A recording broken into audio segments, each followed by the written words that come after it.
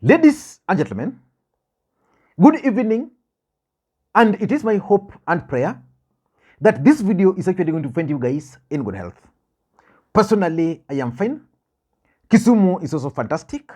Maybe you could also let me know where you are watching the video from, the county or the country, in case you are out of the republic. And by the way, where are you watching this particular video from?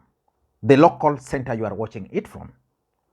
Ladies and gentlemen, Moses Masika Wetangula today made his ruling regarding Sabina Chege's stay as the deputy minority whip at the National Assembly. For those who follow the politics of this country, on 6th of April 2023, Azimio coalition held its parliamentary group meeting in Machakos, Astoni. And during that meeting, they resolved to replace Sabina Chege as the deputy minority whip with someone else. And the minority leader in the National Assembly, Opiyo Wandayi, then wrote a letter to the Speaker of the National Assembly, Senator Moses Masika Wetangula. Wetangula refused to issue a ruling until yesterday, when he was cornered by the members of the Azimio in the National Assembly. And he promised to make the ruling today. And in his ruling today, interestingly, Wetangula has declined to remove Sabina Chege as the deputy minority whip. Why do you think he has refused to remove Sabina Chege? Because the rules and the standing orders are very clear. That, for example, if today Kenya Kwanza wants to replace their minority leader or their majority leader, who is Kimani Ichung'wah, if they want to replace him, it's a very simple process. They just need to write a letter to the Speaker of the National Assembly. And that should be the end of story. Wetangula has refused to replace Sabina Chege. And for me, there's a reason why Wetangula has refused. So in this video, I want to tell you the true story behind Moses Masika Wetangula's refusal to replace Sabina Chege as the deputy minority whip in the National Assembly. Before we do that, in case you're watching this channel for the first time, I want you guys to take a second or two, click that subscribe button so that next time we produce a video like this, YouTube will automatically notify you. And to the subscribers, I want to continue thanking you guys for your continued support. Because without that support, this channel cannot be where it is. And I want to thank Ngeno. Thank you so much. I received your coffee. And you can also do the same. You can always get the number below. Now, let us get straight to business. Moses Wetangula is expected to make a ruling, which he made. And what he has done, he's told Azimio that he's not going to make any changes. And he's giving Azimio 30 days. Because, you know, there's no shortcut. He has given Azimio 30 days to initiate the process again. 30 days from today, it means that's when Azimio can make the request again.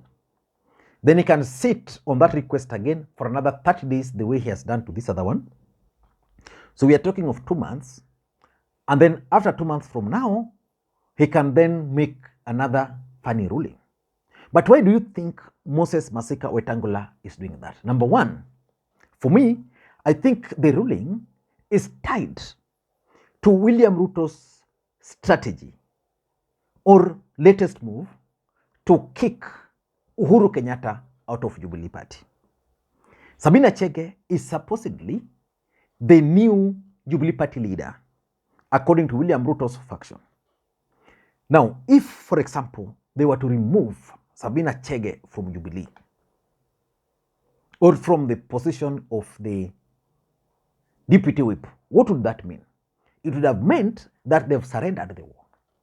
William Ruto is not keen on surrendering in this particular war. He's willing to fight this war, even if that means keeping Sabina Chege as the deputy minority whip. Because look at it. Assuming Sabina Chege today were to say, okay, I've won, I'm now the deputy party, I'm now the party leader of Jubilee, and we've entered into post-election agreement with Kenya Kwanza, she will automatically leave that post. So for me, I'm tending to think that that post is being used by Ruto to negotiate with the likes of Sabina Chege that don't accept to leave. The moment you leave, the war will be lost. So for me, I tend to think it's about the battle for Jubilee. But who is going to win? So that's number one. Number two, I also tend to think that Kenya Kwanza are actually using this ruling of 30 days to mark time.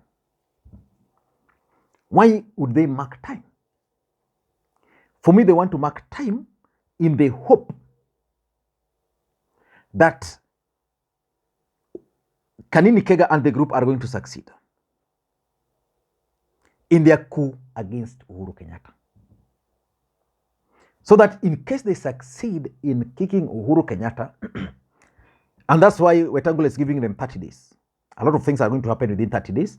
Then Azimio will then go to Parliament again, to the Speaker. Speaker will make another ruling. So within the 2 months, their expectation is that they should have known whether Kenya Kwanza have won, the Kanini Kega group have won, or Uhuru has won.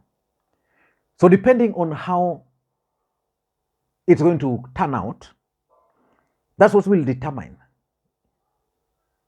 Because if they won't succeed in winning over the Jubilee Party, then they'll want Sabina Chege to continue staying as the minority whip. But if they were to win, then it means they can swap Sabina Chege and reward her with a powerful committee in Parliament the other side. So let us wait and see whether marking time will save them. Number three, this just proves to anybody and everybody that Kenya Kwanza are keen on capturing all sectors of our country: the judiciary, the executive, and now Parliament. They are keen on capturing the three. And that's why Wetangula is being forced to make this kind of ruling. I want to quote Boni Halwale sometimes back. Boni Halwale was actually pissed off why someone like Sabina Chege would cling to the position of minority whip, deputy whip, while she's also at the same time wants to work with the government. It doesn't make sense. By the way, does it make sense? It's not about punishing. The rule of the house is simple, that we have a minority and we have a majority. So if Kenya Kwanza are the majority and Azimio are the minority, it has to be reflected in Parliament. But you can't work with the government and still claim. For example, there's no way Opio and I can claim to be the majority whip, my minority whip, and at the same time a member of Kenya Kwanza. It can't work like that. So I only tend to think that Kenya Kwanza are just trying to capture the Parliament. And number three, I'm also trying to think, and this could be true, that William Ruto and his Kenya Kwanza brigades have developed a strategy, a new strategy, to undermine the bipartisan talks. Why am I saying so? The bipartisan talks collapsed a few days ago, and it came back to life yesterday. Why do you think the bipartisan talks collapsed? it collapsed because of the inclusion of Aden Kenyan, who was perceived to be a member of Jubilee Party and therefore cannot negotiate on behalf of Kenya Kwanza. So Azimio had demanded that Kenyan had to leave. If you read Kalonzo Musyoka's letter yesterday, they also alluded to the fact that they will not allow Ruto and Kenya Kwanza to raid opposition. So basically, it means one of the conditions they are putting is the issue of the deputy minority leader. So if William Ruto met the other conditions, then you've given them a new opportunity to explore. He can say that Sabina Chege is not going to be removed. He's going to tell Wetangula. Then Azimio will say, unless Sabina Chege is removed as the minority, we are not participating in the talks. William Ruto would be happy because I'm not sure whether William Ruto is keen on the bipartisan talks. He's not keen, if you ask me. Yeah, so for me, Kenya Kwanza are just trying to build a new roadblock towards the bipartisan talks. So Azimio should be able to smell the coffee from far. And by the way, I have coffee here. That is your Ngeno. Thank you, Ngeno, so much. And lastly, it is messy, it is noisy, but without casualty. Wetangula's payback time. During NASA time, NASA removed Wetangula as the minority leader. Wetangula was not happy. The time has now changed. It's now Wetangula to make a ruling on the people who removed him.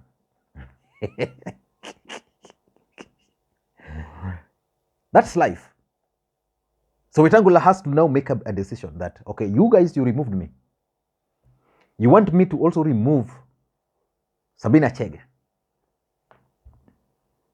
Even if the law states that, I have the powers. I'll delay that, that decision. I don't know what to think. That's my take. Thank you guys, and may you have a good day. Bye-bye.